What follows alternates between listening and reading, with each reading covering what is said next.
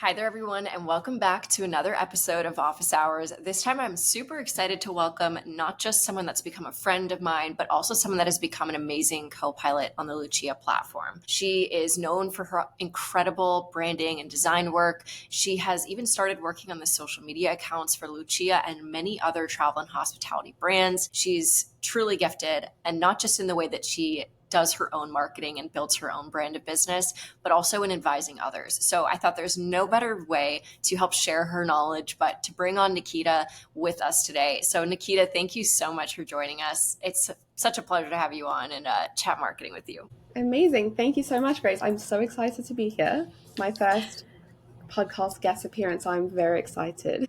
Well, I'm glad. Well, I know to give context to some of the people listening, it would be very helpful. So can you give us some of your background into why you're an expert in this field and why people should listen to you when it comes to branding, marketing, and just overall building out your business? Yeah, so basically, where it all started is I studied graphic design. I did all of that and I got a job after uni. And I always kind of had this thing in the back of my brain like, I want to do my own thing. I was that person in school that created fashion booklets of how my store is going to look and like what this brand name is going to be. And I just like was always kind of thinking outside the box and what more could it be? Because I really liked helping people, but I wanted it to be helping people in a way that I could still be creative and design, their brand and help them create something that comes to life.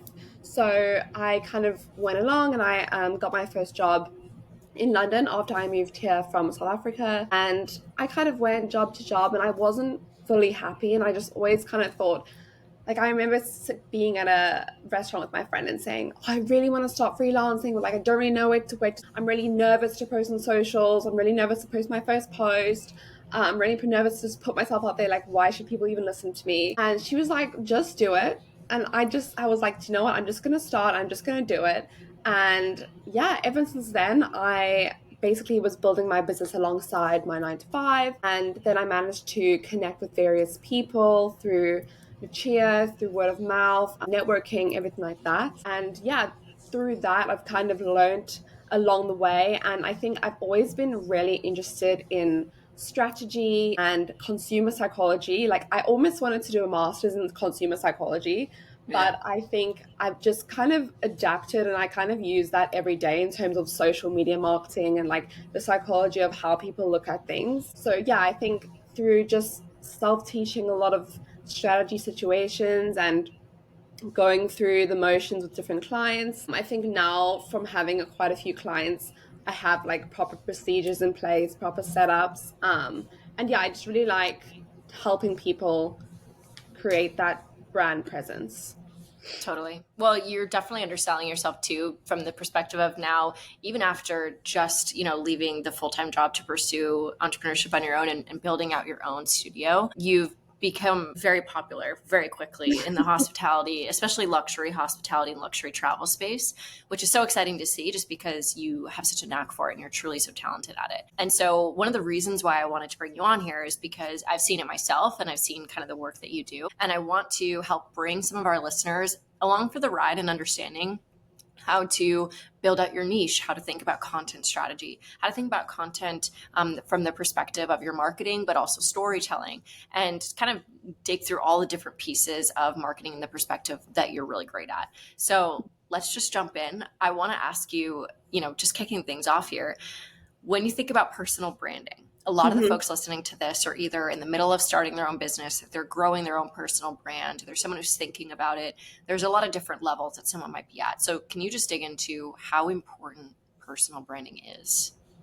I mean, I think it's honestly one of the most important parts. I feel like, especially the brands that are solo brands. So, for example, travel advisors, you are the face of your brand, and I think it's important because people trust people and people buy from people and people know that brands lie and people know that, brands cover up things behind a brand name and you putting yourself forward as a personal brand and creating a personal brand in terms of positioning yourself as an expert is the most important thing because that's how people will connect with you. If you are using your platform to tell your story and how that integrates with your business, people will connect with you rather than just slapping some information behind a logo. And it's really important as it's the foundation to build that consumer trust. So yeah, I mean, one of the most important thing, if you think about Emma Chamberlain, she's got like a Mm. $20 million coffee brand. She took coffee and created a brand because of her personal brand. Grace Beverly, Stephen Bartlett, all of those people have made businesses from their personal brand first. And like, yeah, obviously some of them are YouTubers and some of them are famous, but at the same time, it's all on that personal brand foundation. Yeah, I think Grace Beverly is a great example. She didn't start out as a celebrity. She started out as someone who just built a personal brand. And your point about you can't hide behind a logo, that is so true. Like when you're putting Yeah. yourself out there, there's nowhere to hide. So therefore people either trust you a lot more or they at least want to get to know you a lot more because there's a lot more honesty tied into Yeah. it, I think, you know? Yeah, So for what sure. tell too does like that storytelling come into part? I mean, if you're talking about personal branding, like are you just posting about your day to day? Are you just talking about who you are as a person? Are you telling a story the same way a brand is? Can you kind of walk me through the storytelling aspect of that? Yeah, so I think how I like to look at storytelling is connecting personal experiences with your business and with your brand. So, for example, say now you're turning 27. You could say 27 things that I wish I knew before starting my business. This links to it's my 27th birthday today. And firstly, that's kind of letting someone into a personal part of your life that they think, oh, they wouldn't just show that to anyone. Or you can say, I don't know, maybe you've got a new house and you can say, this is how I'm setting up my home office for ultimate productivity. Like that kind of thing, where it's like kind of linking that person, what's going on in your personal life. But there's obviously a very fine line there. And it needs to link back to, does this actually give benefit to my viewers? Like, you're not going to be showing me what you're cooking for dinner every night because that's not, telling me anything about your business. So I think that kind of link is great. And I think storytelling in terms of being on FaceTime with a friend, people love that. Like they want to be feeling that they're in a friendship with you. And, think of like your comfort YouTubers and your comfort content creators. You almost need to take inspiration from that. And I think storytelling, I mean, it's always been like a comfort to read a book. When we were babies, our parents read us books, and it's kind of seeing like how something started, the middle, and the end. Yeah, does that make sense? Absolutely. Well, how do you then use it from the perspective? And I love the context of like saying, let's say it's your birthday, and that's how you're tying like things Yeah. into your day to day life. How do you do it from the perspective of like, I need to be talking and like, there's probably a lot of folks that are like, I need to sell my brand. Like, I don't Yeah. have time to set up a personal brand for years. So how do I do it with, a little bit of nuance here? But how do I tell my story of who I am as a person Yeah. literally? Like, is it just saying like, hi, I'm Grace, I'm married to Max, I live in DC? Like, what do you tell about yourself? Is it just posting on one platform? Is it just posts? Is it like, how do you take that more tangibly Yeah. into the day to day? I think what you can do, I mean, firstly, kind of taking them along in a form of a reel is usually a bit more personal, and taking them along your day to day. For example, behind the scenes works great. Like behind the scenes, send on your travel advisor, behind the scenes of planning a trip for my client. Like that's kind of giving them a bit of insight, a little bit of like secrecy behind the scenes, but it's still helping show what you're doing, what your client's going to be getting out of it, and it's kind of showing behind the scenes of what your product or your service is. So I think Mm. behind the scenes works really well. I think if you're going to a networking event, posting a video about come to this networking event with me, that kind of thing. And yeah, anything that kind of involves your brand. I'm trying to think of another example. I can't think like on the top No, of that's my a great head. one. I also think too when you mention like come with me to this networking event or here's a day in the Yeah, life, you're also showing the expertise level from the perspective of like not just this is what I sell, but here's how I do it and here's why I'm great at it. So I yeah, love that perspective of it too. And that's not so much of like selling. That's more yeah, so showing. I remember when I was in like 6th grade English class, like my English teacher was like, show me, don't tell me. When you're writing that short story for like some project, she was like, show me, 100%. don't tell me. And you're doing the same thing Yeah, here. Don't say, I'm a, short-term rental Airbnb property manager. I like this is the properties that I sell. Book here if you want to stay with us in Turks and Caicos. That's not what you're talking about here. You're saying, let me show you. You're going to figure out that I'm a short-term rental property oh yeah. manager And by especially with listening. that, like the lifestyle content for that, it's like if you're a short term rental manager, you are wanting to show people what it's going to feel like to stay at Hmm. their hotel. What kind of luxury lifestyle do they desire? And that's tapping into the desire element and into that like social aspect where it's this could be you. And that's Hmm. all you need to really show. Like this could be you if you know you're booked here. And that's also where UGC comes in, where I'm sure we'll talk about later on. But I Yeah. feel like brands that do that well, for example, Adenola, they're always posting pictures of content creators and normal people, for example, getting a coffee in the Adenola suit, or like going for a run or meeting up with friends. And that's the lifestyle behind the brand. So Hmm. instead of just saying, this is the top, it's this is how you can use it, which I think in short-term rental properties, UGC is so important. Like that kind of Totally. element of this is how you could feel, this is what you could be posting on your socials to show your friends is a good tap in for that for sure. Yeah, definitely. So, okay, pivoting here now for someone who's thinking tangibly, okay, I'm interested in doing this. I like the idea of creating my own brand. I have my niche. Hopefully, if you're listening to this, you're either, like we said, you either have a business, you're thinking about starting one. That niche is going to be something in particular that you come up with. When you're thinking about having a founder, a business owner, someone that's trying to create just their own brand, even if they work at another company, how do they create a targeted content plan? Like, how do you actually come up with the strategy of coming up with content? How do you think about that in full as like an actual strategy rather than just posting haphazardly? Yeah. No, I think strategy is the most important part. And I think it's people get so excited they just want to start posting, but you can't just, post off a whim. So I think what I find that a lot of people don't know, like whenever I have a new client, I send them a brand questionnaire and they never know what their unique selling point is. And I always ask, oh, what's your USP? And so a lot of them go, what is that? And it's like, that is such a fundamental point. You need to know what is unique about what you're doing, okay? Because you're going to talk about that. And that's built into your strategy. Then you need to look at who am I actually talking to and what do they actually care about? Like, what are their pain points? Like, what are they really struggling with that I can kind of show them that I can help with? What are their desires, which is kind of what I spoke about the Airbnbs. What are they actually wanting to learn from? What do they value? And I think listing that out, and then yes, doing a competitor analysis, but genuinely, I think that a target audience analysis is way more important than a competitor analysis, because if you know your target Mm. audience and if you know who your business is, like looking internally in your business, if that makes sense, instead of just really harping on the external. That's the really important part, I think. That will really help you create your strategy. And then once you've got all those pain points, desires, values, your unique selling point, all of that, you can take that and create pillars. And these pillars will be 3 to 4, and these pillars can be the kind of header for the type of content you're going to post. So if you're like, okay, this person We is, can use Lucia as an example. yeah, Since you exactly. like, Lucia, you've got your very specific, like the pain points that we're trying to solve or talk about. So like that's a good example.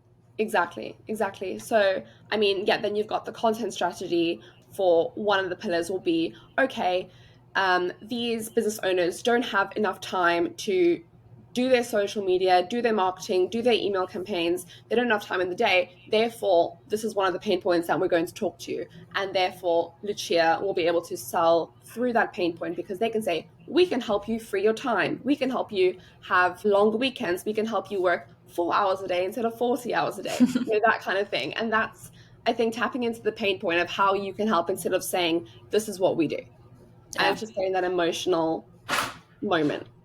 No, I love that. So I know we could talk about this for hours because there's so many different ways that you can dig into this deeper, but I want to keep this, really important from the perspective of like the strategy of when someone's coming up with their content pillars, when they've decided, okay, I'm going to show some day in the life content. I'm going to show some like behind the scenes of this is how I plan a trip or this is how I get ready for a guest to come stay at our property. Are there any common pitfalls that you see when people are thinking this through in the beginning? I know you mentioned to start, people just want to jump in too quickly. So I'm sure that's one of them. But what are the Yeah. others? So I think one is definitely that people create content that they want to see and that they like, Mm. and they don't think about what their audience wants to see. Another one is they make it about themselves. You can't be selfish in the beginning. You can't ever really be selfish with your content. It's not about you, it's about what your audience wants. And I think people forget that and they kind of go, oh, let me show you this about me and this about my business. Okay, but how, like, why do I care? Why does it benefit me? And you kind of look at it from like another point of view and look at it from your audience's point of view. And I think, yeah, those in terms of like the way that you're acting on social, like what you're portraying is a common downfall. Obviously, again, like I said, going in without strategy. And then probably one that is probably more like known, but just not having a consistent branding, like not having consistent fonts, consistent colors, imagery, that kind of thing. And another one that I see, which irks me, is they, like, a lot of people merge their family life and their business life and everything together. And they'll be like posting of them out at a bar, or I'm like, that has nothing to do with your business. There's such a fine line between personal storytelling and personal branding and just like having a rant on your Instagram story. Like, that's not good, you know? So I Those think are that, two very different. Yeah, yeah, exactly. Like you could show the personal side of yourself, but you can't start like going outside of what your brand would be no, expected for either. no, 100%. Yeah. And like, I think a lot of people also, they just want to go viral. They're like, right, I want to have 10,000 followers. I cannot be successful until that point. And I'm like, if you could talk to 10,000 followers, but if they're not your 10,000 target market people, that does not matter. So a lot of people go into like, I want viral content. I want to go viral. Okay, but you can't just like use that viral content to get random followers, because if they're 10% that are your target market and 90% that are like 18-year-old people that just want some travel ideas, that's not going to help your business. A really interesting thing too is that I see a lot of times folks will be like really posting content that almost makes you think that they just want to become famous. And I Yeah. know that deep down, like that's a really fun feeling of like, that would be, how cool would it be to like have a ton of followers? But imagine you had 100 people in a room that were all your target customers and you're speaking directly to them. That's like actual 100%. think about how many people 100 folks are. That's a lot of people in a room. And if they're all the 100%. right person for you and the right business, like ideal customer for you, that's a lot of people. So even if you're talking to 300, 400, 500, the right people, that's a lot of people. So I think that's a really great perspective of like, make sure you're talking to the right folks. Oh yeah, 100%. I mean, and that's also where it comes in, where referrals happen. You know, if you're speaking, if you have a few followers but they have good referrals, that's how you build up, you know, that those links. And like, I think social media is not everything, and social media following is not everything. And I think it's important to not get stuck on the numbers, but focus on what you're putting out. And I think like a lot of people have these goals. Okay, I want to hit 10,000 this in 2025, but that's out of your control. Rather say, okay, I'm going to post 3 times a week every day for 2025. That's in your control. And I think that'll help people also be like less hung up on the numbers and realizing like what you say. You know, if you're speaking to a room of 100 people, that is a lot of people. Yeah. And I know when you say numbers, to clarify, like Nikita is meaning here, like followers. Yeah. Obviously, like seeing engagement's helpful. Like we're not discounting any No, no, engagement no. for sure. That's totally different though. We're talking about like the vanity metrics here that don't Yeah. matter, which is followers, follower count, and like frankly, sometimes likes as well. Yeah. Your the engagement that matters that you should look at and the numbers that do matter have nothing to do with those. And that's more like your saves and shares and comments, like the actual engagement. 100%. Yeah. Your clicks on your website. Yeah. Yeah, the click-through rate of how people are actually signing up with you. Oh my gosh, we could do a whole other session of like making sure you capture all the leads that you actually then Oh my get from social God. media, which that's like the hardest part too, is people like get all excited about setting up their social media and they'll take care of all of that, but then they forgot that people need to actually be captured once they join your website or visit your website, etc. So we'll jump to that at probably another episode, frankly. But okay, cool. But like what elements should people focus on? What's working these days? I know Instagram's like probably the most popular for the type of industry that we're in. So what type of elements specifically for Instagram, I'd say, should people be focusing on? Does it matter like what your tone of voice is or like the visuals? Is it the frequency? Is it everything? What matters the most? I think everything, to be honest. I think showing up on stories is underrated and works really well. But like showing up on stories in a kind of FaceTime way, kind of just like checking in, also showing up and like speaking to the camera. Obviously, that can be done in Reels, but I think stories is working really well. Tone of voice in terms of capturing people's attention, like every single minute of the day it gets harder to capture people's attention. So, I mean, every second there's a new app. So I think hooks. And, when you're starting a reel, like get into it in the Mhm. first millisecond, because people are scrolling and they're going to scroll past. So getting a visual hook, hooks on the screen, a voice hook, like all of the hooks. And you kind of want to start telling a story almost from the end. And then you want to kind of go backwards and like unravel how you got there in a way. Intrigue people like, oh, okay, but I want to know how that happened. So I think in terms of that, I think posting frequency does matter. I've noticed this. I am literally like being a social media manager, I'm terrible with posting my own social media.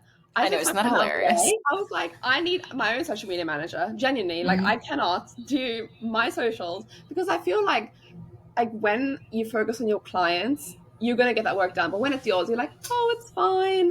And I think Yeah. I stopped posting for a while, and then when I started again, my engagement was so low, and I was like, just because I haven't posted for like a few weeks, and then that build up takes quite A long to kind of while. regain. Yeah. Yeah, so I think consistency, I think also frequency over perfection. Like, of course, you want to have nice, polished content, but rather just get something out and make sure that, you're posting that frequency, and also going back to your analytics and seeing what actually worked this month. What do people Mhm. actually want to see? Because that's just like a way to see what is doing well and what, you should continue doing. I Yeah. saw a tip once that someone recommended like taking a screenshot of like your main feed page so you could see the number of followers and all that, but then also going into your analytics on your socials and like screenshotting that at the beginning of the month so that when you go back at the end of the month, you can go say like, okay, this is what worked or didn't work well. And so like I write it down too. I have this like journal thing that I track it in, but like I'll write down, okay, like all of my stories performed really, really well and they were great for engagement. And then so did carousels, but reels didn't, and so you could start to Yeah. see like what, and also the pillars that you talk about and like Yeah. what pillars did really well. So Oh, I would take a look 100%. at all of that too. 100%. Yeah. I think also like with one of my clients, because obviously I do like analytic reports at the end of the month. And for the last 2 months now, memes have been working so well. Like I think it's that period over like December and January where no one really wants to learn anything. But Yeah. it's memes that relate to their business. It's like Mhm. memes that are, okay, these memes relate to this course that they're selling, that kind of thing. And just like funny content, like things that aren't always education. Like people don't want to feel like they're in a classroom, like Mhm. mixing it up is also really important. Like being on FaceTime, memes, education, and showing your face. I feel like those are the four important Yeah. things. And frequency. Five And important. frequency and Yeah. frequency over everything. I think for anyone listening, if you have not started, that's the hurdle you have to go over first. Like if you have not posted because you're worried about how perfect it is, don't get mistaken from our comments of like you need to work hard to make sure the content's great. That's if you're at least posting. Like you'll get better Yeah. at it, but you just need to start. That's the biggest hurdle. And it's definitely it's the hardest part is starting. Even like I went this year, it was so like hard for me to post my first post of the year. I was like, no, I don't know. I just felt like I was starting again, and I got so nervous. And I was like, I just need to post it. Like, do you know what? And I've been posting before then, so like I totally get that fear, and it's so normal. And if you don't get the engagement you want, you're like, oh, maybe I should delete it, but do not delete your post. Like, just keep everything on there. Everyone starts somewhere, and yeah, I think it's really easy to get caught up in comparing yourself and get caught up in, oh my gosh, I'm going to be made fun of. Like, this is so, no one wants to listen to what I'm saying. This is so dumb. But once you get over that hurdle, each next post is easier. And now, from the perspective too of let's use me as an example. So I right now am talking on my socials a lot about like there's founder related stuff. There's also like my daily life. There's the mix of me trying to figure out like what our niche is, what my niche is as like a founder that's Yeah. different from our business content. So if you head over to my Instagram, you're going to see there's a whole mix of stuff right now because I'm frankly trying to figure it out. So what advice would you give me and everyone else listening for trying to figure out what your niche is and how to get better at niche marketing and defining what that niche looks like? Yeah. So I think, to be honest, choosing your niche should really be what you enjoy the most, because that is where the passion is going to come from, and therefore it's going to be way easier to create content about that. Also, obviously, looking at what clients are coming to you the most, that's also another way to look at it. For example, since Lucia, I've been getting loads of travel clients because Lucia is a travel hospitality platform. And that's kind of becoming my niche in a way, like an unexpected way. So sometimes that happens. One of my clients, cruises, has started becoming her niche because she just had word of mouth. So I think there's two sets. If you don't have a lot of clients yet and you have like random client buckets, I'd say look at what you're passionate about. So like maybe you love speaking about founder advice and advice that you wished you knew when before you started your business or things like that. And that can become your niche. I mean, I think that's mainly Grace Beverly's niche and that works for her. And I think, yeah, just really finding something that you enjoy talking about. And in the beginning, like you said, the fact that you're trying different things is perfect because how are you supposed to know what you love, right? It's like you need to go to school before you go into a job, right? So you need to like try out all the different things and take all the boring classes before you find out what you enjoy. So I think, yeah, my thing is just go with what you like and everything will follow. Oh, I love that. You have to go to school before you actually do that with the job. And that's so true of like your actual day-to-day stuff, true. Yeah, What is some like practical ways of then standing out? Because like you mentioned Grace Beverly, there's yeah, plenty of, first of all, not only are there plenty of people putting out founder-led content, there's another girl with the name Grace on there. So how do I stand out? How does someone else stand out, when thinking about content and making and finding your niche when there's dozens of yeah, other, hundreds of other travel advisors that focus on cruises, for example? yeah. So I think that's when it comes to personal brand and your personal branding. And I think there's like a really practical way that this girl does on TikTok, which is it's kind of like straightforward, but I think it's really clever. But she always wears a red hat in all of her videos, and every time you see this red hat, you go, "Oh, it's her." So I know that's like a really minimal thing, but you could have like a distinct background or like a distinct thing you wear in terms of getting attention. A second thing you could do is find your unique selling point, which is kind of what we spoke about earlier. What makes you different? Maybe you could say, instead of just founders in general, you could say founders that have a passion for this, or founders that live in this city, or founders Mm-hmm. that are first time moms. I know that's Mm-hmm. not your like specific niche, but some people can do that because like then other people that are founders that are first time moms will latch onto that. Like those like Right. kind of seeing, okay, what does my life entail right now? Maybe you're talking about it just has to be your personal story and Yeah. how that can link in a way. No, I love that. It has to be true to you and what you Yeah. experience in your day to day. Definitely. How I want to pivot a little bit into, if it's all right with you, leveraging UGC content as well. Mhm. Because for us, we're talking about here mostly to a lot of travel advisors, to some boutique hotel owners, to some short term rental managers. So all of these businesses are slightly different, but all of them are similar in the way that the person running the business needs to have a personal brand, but also you're branding the business that's linked to you as a result. And so, how do you take advantage of that kind of UGC content during that process? Yeah, so I think UGC content, so this is user generated content for if anyone doesn't know, which is basically you get two aspects from it. So if you're a travel advisor, you can use this from your clients when they're on trips. So this can be them posting stories, tagging you, posting stories of what kind of perks you've gotten them. And then if you're a short-term rental property manager, you can get people that actually come to your property and create content like in terms of reels and show that like lifestyle aspect in your hotel or Airbnb or anything like that. So I think in terms of how you can practically encourage clients to do it, if there's no money thing involved, right? If you're not paying them to create UGC, one thing you can do is create a branded hashtag. So that really works well if you've built a good personal brand that people want to be a part of, creating a branded hashtag. You could also create incentives like discounts or special reward systems to people that are posting about your content. Also, UGC content doesn't always need to be people posting on their platform. They can also be sending you content. So in terms of, for short-term rental, that works well where people can send you content and you just have more content to post with a bunch of different people experiencing your hotel. Where obviously, if you're a travel advisor, you want your clients to be posting on their story and tagging you.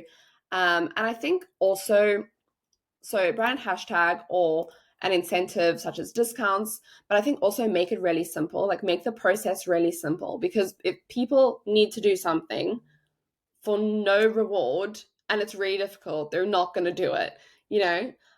So I think, yeah, those kinds of things can work. And just kind of also asking them straight up, like, look, do you mind tagging me? It would be really beneficial because people, I don't know, when people ask me for a review, I'm like, oh my God, I need to give you a review. Like, it just like Same. people I'm doing always that. like that. I'm like, oh my gosh, of course I would help. Like, of course. Yeah. You're like helping that person. Exactly. And you feel like needed. So I feel Right. like if you ask someone for review, that is, I know it sounds so simple, but it generally goes such a long way. So if you ask someone for a tag or for something like that, I mean, the other day the waiter asked me to review my meal and I took a photo and put it on Google and I was like, I'm a 50-year-old woman right now, but I just felt like I was helping. Like, do you know what I mean? Amazing. I love it. I think, yeah, so start off with that. If that doesn't work, then go into the more, Yeah. other tactics. Yeah. Totally. Well, that's great. Is there any like examples that you have that are like really good examples of folks that do this well? I know Hilton Hotels does a hashtag. I think it's Hilton Collective. So if you go onto that hashtag, it's everyone that's posted content at the hotel, and that's like a UGC feed, and it's great. So that's like obviously Hilton's like a big hotel, and that's like everyone wants to be part of Hilton, which is why the hashtag works. I think also I'm going to tap into Grace Beverly again. I just love her. But what she does is so obviously she's got the productivity method. So what she does is she gets different founders to post their daily to-do list using her like productivity method snapshot. And that's a form of UGC because it's getting different founders showing their day to day and how they are using their product to improve their life. So that's a good way as well. And then, yeah, I think Adenola, which is another one which I mentioned earlier, is getting people. That's like when you ask people to kind of take content. For example, if you had an Airbnb, that would kind of work well. But yeah, those are like probably my top three. Yeah, no, that's a great example. I know from the like travel advising industry, another company that does it really well is Smart Flyer. They do Yeah, like the hashtag Smart Flyer Take Me Too. And then my friends that run Curated Coast, they have a hashtag. Oh my gosh, I'm forgetting it now. But they have a hashtag that's basically like, dang it, I'm gonna be so mad that I forgot it. But it's like something about like coasting, like coast to yeah, coast or something like that. Sam and Rachel, I'm sorry I forgot your hashtag, but it's a great example too of like they get their customers, and I see on Sam and Rachel's socials for Curated Coast all the time. They get content from their travelers. I also think a really interesting thing that they do is that every time a traveler shows up at a hotel for them, and you could do this in an Airbnb, a hotel, doesn't matter.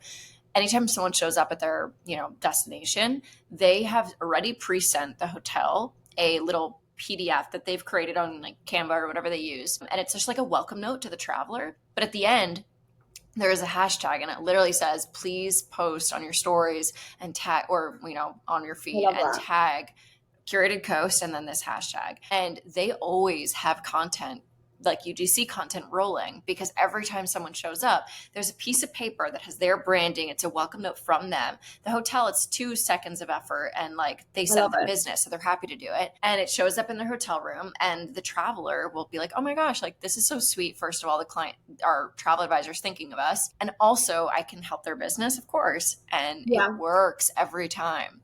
It And I works. feel like also whenever I see those like events and they're like, this is our hashtag, I feel like quite bougie putting it on my story. I'm like, I Yeah. want to tag you. Like, do you know what I mean? Like, Yeah. I feel Yeah. like a bit Yeah. of an influencer when I'm like tagging, I don't know, some expo I went to, because it makes Exactly. people feel important as well, you know? Yeah. It gives them a little ego boost, but then it also helps your business, which makes them feel good. It's like an all round like Totally. good emotions going on. Totally, absolutely. Now, when it comes to like engaging with, actively engaging with your audience, because let's say you've now started posting quite a bit, even if it's, your mom and your sister commenting on your stuff in the beginning, that's fine. But how do you like find ways to actively engage with your audience in a meaningful way that it helps the business from the Yeah. beginning? I think a lot of people usually just wait for engagement and then they get upset when like people don't comment on their stuff. But I think you almost need to go out and like help people find you. And one of the tactics that's kind of sneaky, but it really works is I go to my competitors' accounts and I go onto their followers. And then I see of their followers who is my target audience. And then I go onto their profiles and I start liking their stories. Sometimes I'll comment on their stories. I'll like some of their posts. And that's a way to find your target audience, let them know, "Hi, hello, like this is me, I'm welcome to here. follow me. Yeah, I'm here." And it's kind of like targeting people that if they follow you, that is going to be beneficial to you.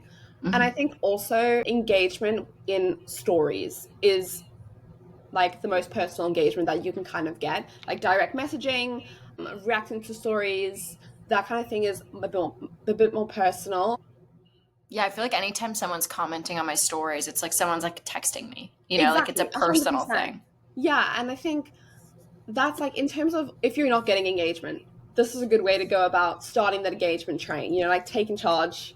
And then from there, it usually does follow. Also, just searching certain things like go on different hotels, see who's following them, see who they're following, like those kinds of things. And usually there will be a link there because they're following them for a similar reason that they should be following you. And I think when commenting, be genuine. Do not be using ChatGPT comments. I see it all the time on LinkedIn and I literally want to throw up. No. It's Like so be obvious. genuine. It's so It's so obvious. obvious. If It I doesn't see the take you box that long to emoji, comment on stories, no, honestly. exactly. Honestly, don't just do like an emoji. Like, just be genuine. Like, and it shouldn't be hard if you actually do enjoy the post. Yeah. And I think, yeah, like those kind of genuine comments will help. I think also going into comments with a mindset like, okay, once they comment, that's great for me. You need to be replying to your comments, and you need to be replying to your comments when they're coming through. Mm. Like, it's not, don't Yeah, play. don't wait until No, there's 10. no, Yeah, because you're not going exactly. to get to 10. No, it's not going to get to 10 if you're not replying. And one of these, like what I really like, which kind of helps with that, is ManyChat. So ManyChat is like a AI app. I don't know if it's AI, I think it is. It's like a app basically that you can input like specific words that when people comment a specific word, they will get a link sent directly to them as well as a reply on your comment. So this works well when you have things like podcasts. They can get the podcast link if they comment the word podcast or whatever you set it up to be. And whenever my clients have ManyChat, the engagement skyrockets because that's like an automatic reply that's going out. Instagram thinks like, oh, this girl's on it. Like she Right. is replying to these people. And it's also sending them a DM, which is personal and also immediate. So that really helps in getting the engagement flowing. And once it's flowing, Instagram pushes your content out to more people to see. Mm. Especially like that's how reels work as well. As soon as you start getting a whole bunch of views, you're gonna get loads of views because it's just that like first momentum. But yeah, don't be shy. Reply to people's stories, but be genuine. Yeah, be genuine and don't be shy. I love that. Yeah. That's just the list to go off of, honestly. And this is kind of my takeaway from our conversation. And to kind of wrap us up here, I want to ask you about the storytelling aspect. We talked about this a little bit, but can you give us just a takeaway example or something that we can use and start implementing today that will help us get better at storytelling? Again, I know we talked about this already, but I Yeah. want to like leave us on a high note of something that someone can take an action right away. Okay. One of my favorite actions, which can seem a little bit scary, but storytell in a controversial way. So, for example, if you want to show someone this specific resort in Greece, you can start off with, this is why I would never go to Italy in July. And then it goes into, because I would rather go to this resort in Greece. So it's like, Mm-hmm. oh, why do you not want to go to Italy in July? Or like, this is why I hate the Maldives in August. I don't know. I'm just using like a random like No, it's a good out of the example. month. Yeah. Like, this is or like something that's a bit controversial or like, do you actually need a travel advisor? That kind of thing. It's Mm-hmm. like, but it's kind of starting things with controversial topics.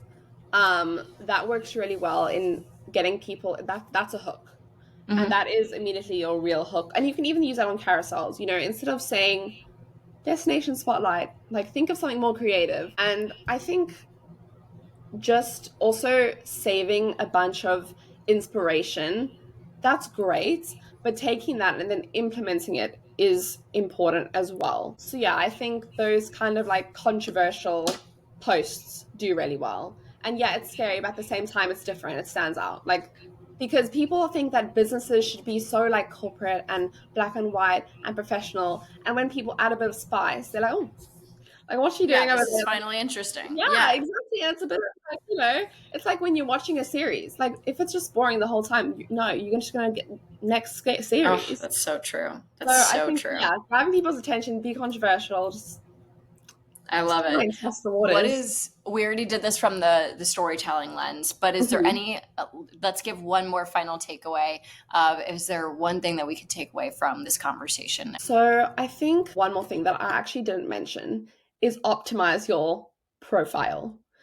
Optimize your bio in terms of write what you do, who you do it for, and what outcome you're getting these people. Like that is the formula for your bio. Next, optimize the pinned posts. Pinned posts should have something about you. If it's literally how you got into your job that you have now, pin it. If it's a bit of your services, pin it. Just so that when people land on your page, they know where to go. Like direct people. Sometimes people have a highlight that says start here. That's a great direction as well. So I think profile optimization, and also showing your face, which obviously I mentioned between the storytelling, but yeah, show your face, optimize your profile, bio, tell me who, why, and what. No, who, what, and why. Yeah, that's a really That's important perfect. takeaway. That's perfect. Well, Nikita, thank you so much for joining us. We're probably gonna have to get you back on here and Thank do you. more of these because there's so much more to dig I into could in chat this about this world. forever. Seriously, I know. And we have talked about this at length, which is great. But Yeah, thank you so much for doing this. You're always such a treat to have share some of your knowledge with us. So thank you. And for anyone interested thank in learning you. more about Nikita, we'll share her information and ways to contact her in the show notes. So thank you, Nikita. And thank you, everyone else, for joining another episode Amazing. of Office Thank you Hours. so much, Grace, and thank you so much, everyone, for listening. I hope it was helpful and that you can at least take one tip away.